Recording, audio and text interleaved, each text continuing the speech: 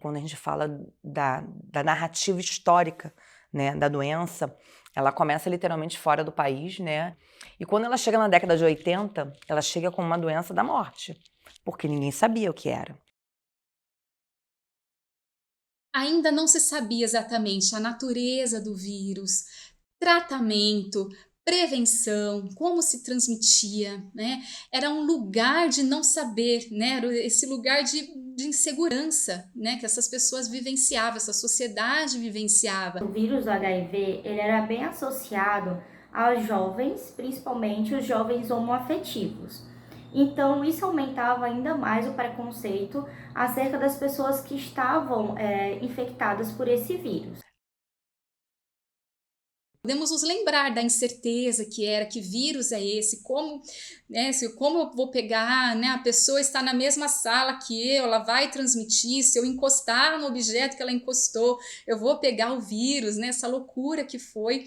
Então, nós podemos lembrar um pouco dessa angústia. O indivíduo portador do HIV, ele realmente é mais propenso a desenvolver quadros de depressão, de ansiedade e outras psicopatologias. Eu tive profissionais do sexo que ficaram reclusas e elas utilizaram muito a rede social para conseguir, né, o ganha-pão delas, o trabalho delas. Então, a gente não teve um aumento, a gente teve um grande problema da pessoa não fazer adesão ao tratamento. A gente precisa entender que essa geração Z, ela é muito automática, né? A rede, o imediatismo, é a rapidez. É tão rápido porque eu não leio, eu não entendo o conceito. Então, se eu pego um grupo de adolescentes nessa faixa etária, né, da geração Z hoje, que é uma geração um pouco, né, com seus 20 anos, seus 18 anos, né, que é o pessoal que nasceu após, se você der uma bula e pede para ele a instrução daquilo, ele acaba não fazendo. A geração Z, ela não vivencia de forma tão intensa como foi então no passado. Por quê?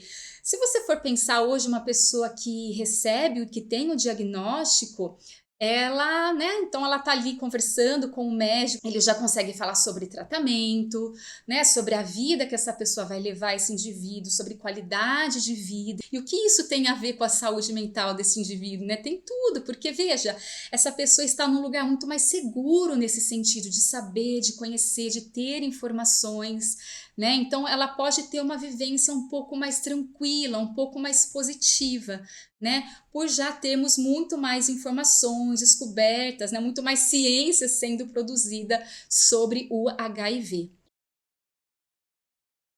A gente começou com 32 medicamentos antirretrovirais. Então, aquele paciente que já era positivo para o vírus, ele tinha que tomar 32 comprimidos. Hoje, apenas 2 comprimidos. Então, hoje eu facilito a vida dele. Ele não vai morrer disso, né? A gente precisa tirar esse estigma.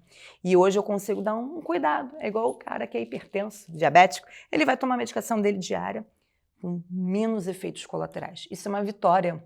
O que acontece é que esses antirretrovirais, eles vão diminuir a carga viral que esse paciente vai ter no seu organismo, já que hoje em dia ainda não existe uma cura.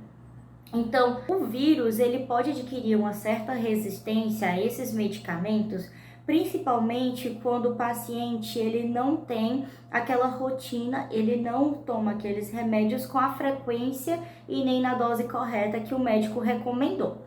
Principalmente ao ver alguma melhora, o paciente pode ir diminuindo gradualmente por conta própria a quantidade desses remédios e dessa forma a quantidade da carga viral vai aumentar dentro do organismo dele e ao tomar mais medicamentos pode ser que aquele vírus ele sofra uma mutação e ele fique resistente àquele medicamento em específico, o que vai fazer com que o paciente precise mudar o medicamento que ele está tomando ou então aumentar ainda mais a dose para que realmente seja efetivo. Uma questão muito importante também para se mencionar é que nós precisamos, então, né, de políticas públicas voltadas então para a saúde mental dos indivíduos, os portadores de HIV, né? Então, tanto aquelas que atuam no campo coletivo, então essas campanhas que eu estou falando de conscientização, de prevenção, né, de combate ao estigma, à discriminação. Por quê? Se nós temos uma sociedade que aceita esse indivíduo, que entende, né, a sua doença, enfim, que não tem o preconceito, esse indivíduo vai, claro, né, viver numa sociedade muito mais tranquila, muito mais positiva nesse sentido, mais saudável no aspecto de aceitação, né? Ele também passa a se aceitar de uma maneira mais fácil. E aí vamos falar de Rio de Janeiro, né, onde a gente está aqui.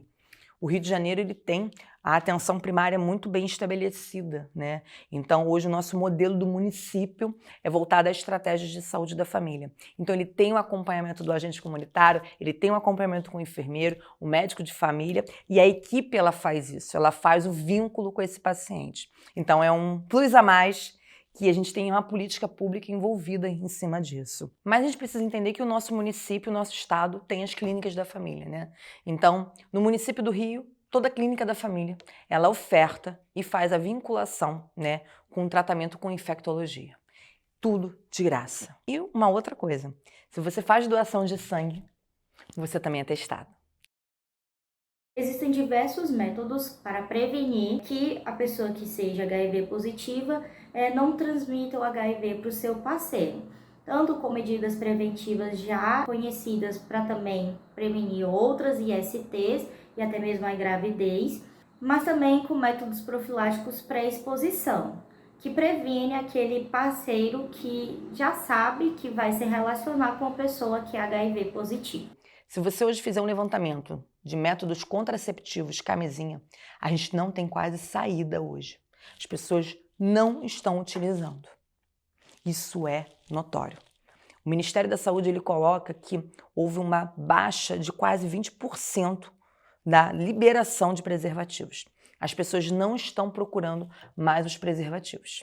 E aí a grande transmissibilidade aumenta muito a transmissão entre pessoas.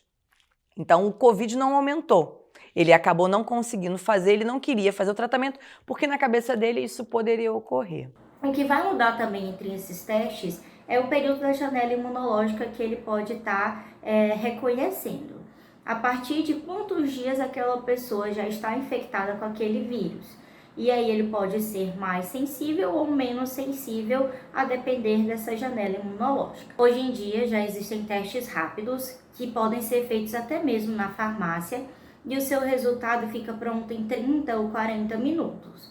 Mas os testes realmente confirmatórios podem ser feitos um teste ELISA ou Western blot, por exemplo, que são metodologias diretas ou indiretas que podem estar ali pesquisando no sangue ou o antígeno ou o anticorpo que está ali combatendo o vírus HIV. O trabalho do psicólogo é muito importante, né? Então, ele vai oferecer uma resiliência emocional para esse indivíduo enfrentar o diagnóstico, o adoecimento, enfim, a sua vida como portador de HIV, né? Ele vai ressignificar a doença. Então, todos esses quadros de psicopatologias, eles têm tratamento, mas, claro, né, precisamos sim de um apoio, como eu falei, do psicólogo, do psiquiatra, de médicos, né? É sempre, né, sempre que temos uma equipe multidisciplinar, vai ser sempre algo mais rico que vai beneficiar ainda mais esse indivíduo. Então, é importante que você saiba que é possível ter qualidade de vida mesmo sendo um portador do HIV, né, no sentido físico, né, vamos dizer assim, dessa questão, dessa expressão, mas também nos aspectos emocionais, os aspectos psicológicos, tá bom? Precisamos ainda, claro, de muito combate ao preconceito, ao estigma, mas é possível sim ter saúde mental, mesmo com o diagnóstico do HIV. Qualquer relação sexual desprotegida, eu preciso ter o acompanhamento do meu teste rápido. E outra, eu não tenho que ter desprotegida, eu tenho que ter a camisinha. Lidiane, então, é poucos parceiros? A gente não quer saber. Se você vai ter relação com 1, 2, 3, 10 mil, Isso não interfere a gente como profissional de saúde. O que interfere é que toda relação utilize camisinha.